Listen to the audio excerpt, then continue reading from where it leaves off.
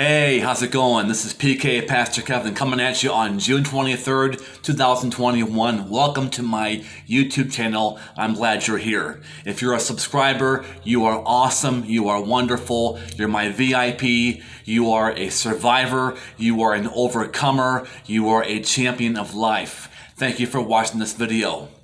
I want to talk today for a moment about moving on with life and moving beyond heartache, moving beyond disappointment, moving beyond bitterness. We've all been hurt by people at some point, whether it was your parents. We just had Father's Day in June. We had Mother's Day in the month of May, and perhaps Mother's Day or Father's Day are not happy days for you. Perhaps you had a very unhappy childhood. Perhaps Mother's Day or Father's Day trigger unhappy, sad memories of childhood.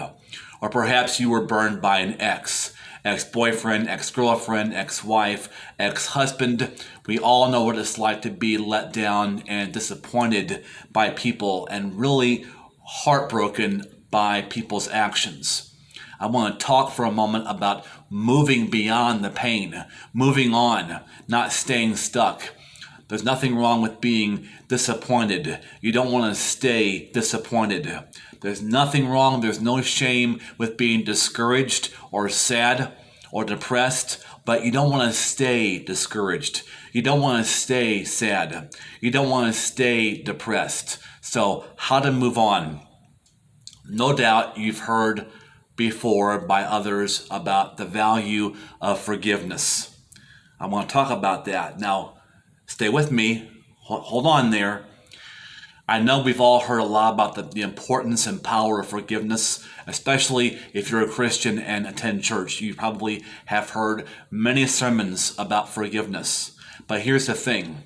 Forgiveness frees you up. Forgiveness unlocks the door of bitterness and helps you to walk out, not the one who hurt you.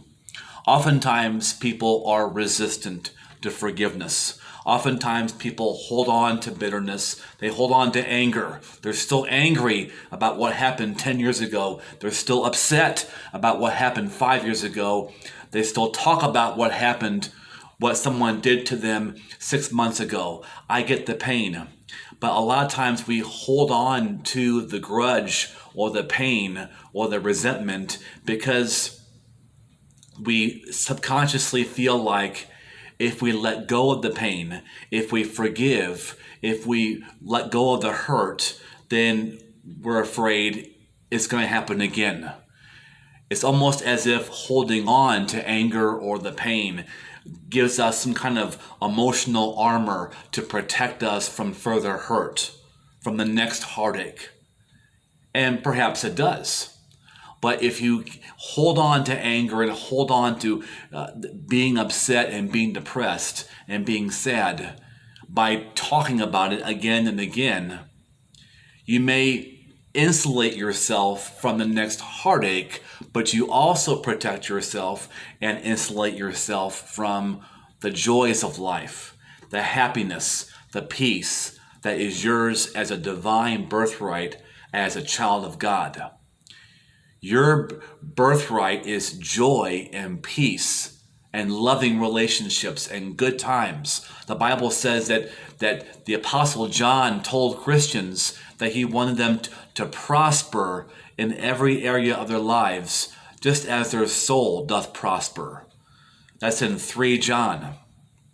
So forgiveness is the key to unlock the door to let you be set free. Oftentimes people are reluctant to forgive. They're like, I'm not going to forgive my mom. Look what she did. I can't forgive him. He's awful. He's a jerk. I can't forgive her. She's terrible. She might do it again. I can't forgive her. I can't forgive my dad. I can't be around him. In all these statements, the concern, the fear is that if we forgive somebody, then that somebody is going to hurt us again. But this is very important, so please don't zone out or turn off this video. This is very key to your life. Forgiveness is not the same as trusting someone again.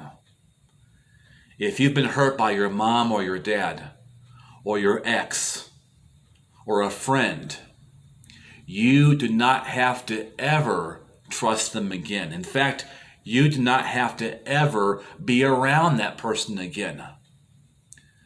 Now, if you share custody of your kids with your ex, yes, you have to go over there and bring your kids to your ex's home or vice versa. There is that legal arrangement, of course, but you don't have to put yourself in the position of making yourself physically vulnerable or emotionally vulnerable to the person who hurt you.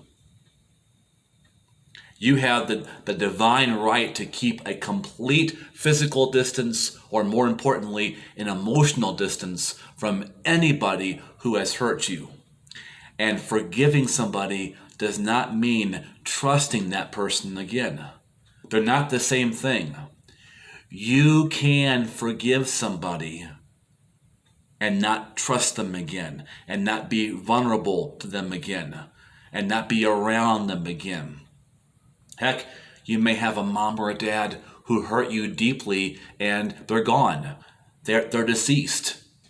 You can still forgive them.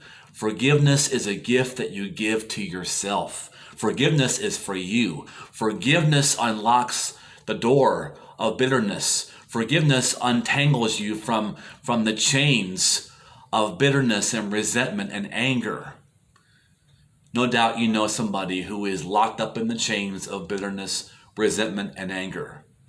No matter how nice their life is, they keep on bringing up over and over again their boss who was a jerk last week, their mom who was a horrible mother, or the neighbor who plays his music too loud. People who continually talk about what they're angry about. People who keep on bringing up things that happened weeks ago, months ago, or years ago. Those are the ones who are desperately holding on to anger and hate and bitterness. But watch this. Holding on to anger and bitterness is like drinking poison and expecting the other person to drop dead. Holding on to bitterness is like drinking deadly poison and expecting your ex, your enemy, that awful person to keel over. It's not going to happen. Resentment and bitterness and unforgiveness and anger and hate is only poisoning your life, your heart, and potentially your kids. If you're always telling your kids about how awful your ex is. Forgiveness frees you up. Forgiveness says, what you did to me is no longer going to affect me. How you hurt me is no longer going to affect me. What you did to me is no longer going to be in my mind. If you're holding on to a grudge and unforgiveness and bitterness, you're allowing your ex, you're allowing that awful parent, you're allowing that awful person to live rent-free right here in your mind and your heart. And I am talking to myself as I am saying this to you, because I need to practice some radical forgiveness. There are some people that I have loved for many years who belong to my church who just left without saying goodbye. And for years, they poured on the, I love you, Kevin. We think you're great, Kevin. Christmas presents, having us over for dinner. Oh, yeah. And when they had no more use for me, they left without saying goodbye. Has it ever happened to you? You know how it feels. And they're living rent-free. They own a piece of real estate right here. And I've got to get them out of my mind. You know, I'm not an exorcist, and I've never cast out literal demons like in the Conjuring movies or the Exorcist movie. But sometimes what needs to be exorcised, sometimes the demons that need to be cast out are your enemies, the people who have hurt you, who are still right here in your mind. And if you're mentally rehearsing arguments that you haven't had, that you won't have, but that you're having in your head with somebody who's hurt you, that's a clear sign that you need to get rid of those people in your mind. And winning mental arguments in your mind with them is not going to work, because anger is as addictive as nicotine or meth. You can become addicted to anger, and many people are. There are people in your life, I'll bet, in my life for sure. There are people who are literally addicted to drama. They're addicted to arguing. They're addicted to anger. So, forgiveness is not the same thing as trusting that person who hurt you again. You can forgive somebody and keep that somebody far away from you. Again, forgiveness is all about you being able to say, what you did, how you hurt me, no longer affects me. I wish you well. You do not have to make yourself vulnerable emotionally again. If your spouse cheated on you, if a friend betrayed you, be hurt for a while. The Bible even says, be angry. Go ahead and be angry. Feel what you feel, but sin not. Because holding on to anger does cause you health problems. Holding on to anger is like drinking poison and expecting that person to drop dead. They won't. You might, but they won't. Okay, I'm being real. I will always be very honest with you. I will never lie to my subscribers. You're awesome. I love you. You're my VIP. I'm keeping it real. And not everyone wants to hear this. And not everyone can hear this, but you can. Because you're tough and you're a champion of life. So you have the permission to keep somebody who has hurt you far from you. If that person who has hurt you wants you back, then that person needs to re-earn your trust. There's a story about my favorite rock star, Alice Cooper. Many, many years ago, I want to say 3 decades ago, he was strung out on drugs and alcohol. His wife had had it up to here. She had had enough. She threatened to take the child or children and leave and divorce. One day he woke up and he said, I'm done. I'm done with the alcohol. I'm done with the drugs. I'm done with all of it. And he contacted his wife. He told his wife, honey, I'm done. I'm done with all the drugs and alcohol. Now, of course, how many addicts have said that to their wife or spouse? Millions.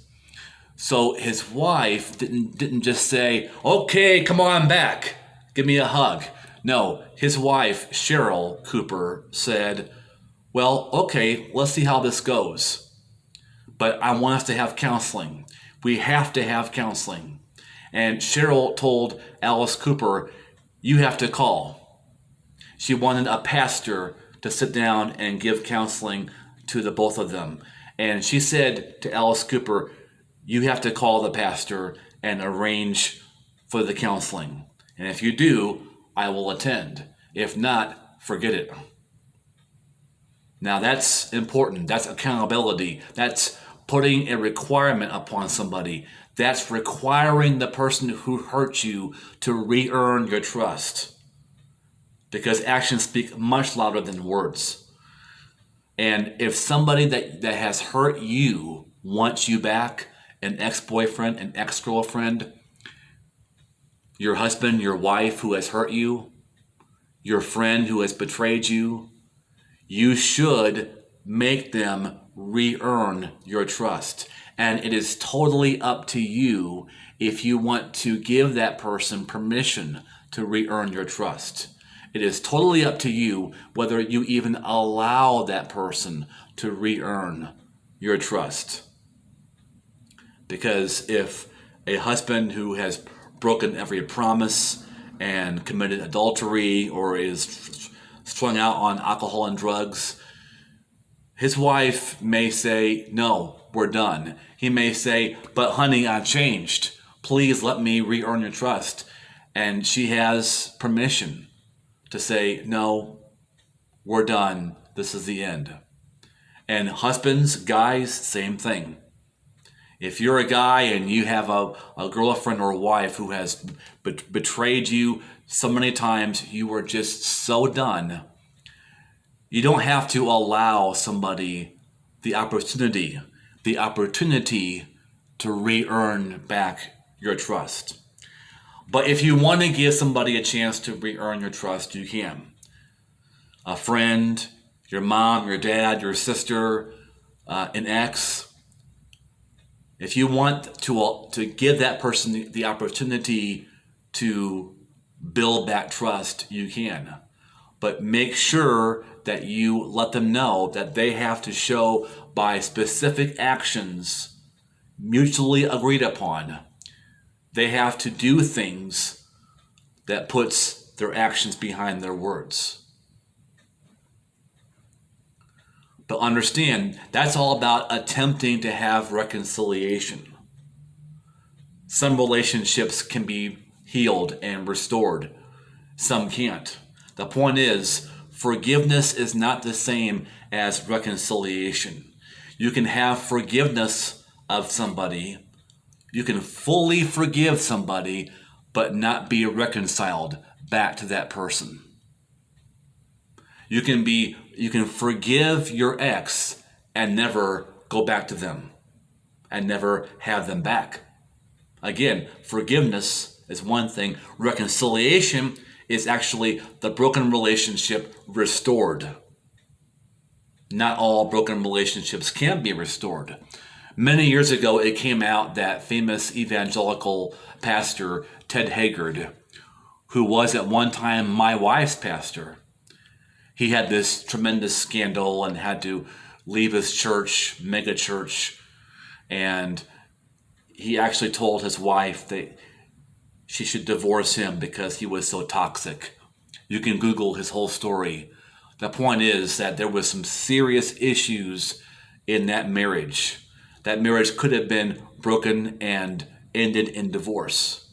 But his wife and Ted together, they both agreed. She agreed. His wife agreed to work on rebuilding. And he had to do specific things to earn back her trust. And he did. And they built back their relationship. He re-earned his wife's trust. Ted re-earned Gail Haggard's trust again, and they had a reconciled relationship, and they're still going strong to this day.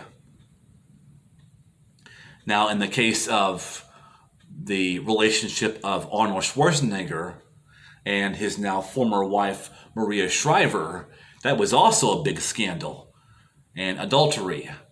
But Maria chose not to even give Arnold the opportunity to earn back her trust. She felt like the pain was acute. It was too much. So they're divorced. So the point for you is that forgiveness helps you. Forgiveness heals you. Forgiveness restores you. It doesn't necessarily restore back the broken relationship that you might have with your estranged brother or sister or the friend who betrayed you. So how do you forgive? You begin by saying, Lord, I forgive her. I don't want to. I may not feel like it. This is hard, but I begin to forgive her. I begin to forgive him. I don't want him around. I don't like him, but I forgive him. Keep on saying this. Keep on declaring this. And if you can't say, I forgive him, and name him, that's the next step. Naming the person. The pain may be so harsh and your heart may be so tender that you may not be able to say that person's name. The name of the person who betrayed you. So maybe you need to begin like Jesus did on the cross. When Jesus died on the cross, he didn't say, I forgive you. He said, Father, forgive them. for they know not what they do. He asked for God to forgive them. Why didn't he say to those who crucified him, I forgive you? Well, we don't know. Perhaps it was too painful for him to actually say, I forgive you, because he's hanging on a cross, public embarrassment and excruciating pain beyond what we know in our experience of life. Maybe you need to begin by saying, Father, forgive him. Father, forgive her for hurting me. Maybe that's a good first step for you. But then go beyond that and say, God, I forgive him. Or at least I begin to forgive him. I begin to forgive her. And then step 3 is to actually name the person who betrayed you. Lord, I forgive Tracy. It's hard. I don't like it. I don't want her around, but I forgive Tracy. I forgive Angela. I forgive Susan. I forgive John. I forgive James. I forgive Ryan. I don't like them. I don't want them anywhere near me, but I begin now to forgive. And keep on talking this way. And then step 4 is to actually pray for that person's happiness. And this is challenging, but I know a man who came to me in my pastoral office, and he said that he had bitterness and hate in his heart towards his granddaughter's boyfriend, because he said he was a neglectful and an abusive, awful boyfriend to his granddaughter. And he couldn't stand that. He hated this punk. And I encouraged him to pray, because he said, I have this hate in my heart, and I don't want hate in my heart. I don't want to have hate and anger every day or every week in my heart. So the recipe, the antidote, the medicine, if you will, was the words of Jesus. Not my words, Christ's words. I said, pray for him, because Christ says in the Bible, love your enemies and pray for them. If somebody is your enemy, they've hurt you, they've abused you, neglected you, they are your enemy. Never does God say, do not have enemies. He said, love your enemies, not like them, not like your enemies. And not love them as in, mwah, let's hug, but love as an agape, the divine, unconditional, God kind of love. Praying for that person. So if Jesus said, pray for your enemies, step 4 in this process is for you to actually pray for the happiness and success of the one who hurt you. You might say, I ain't doing that, is step 4.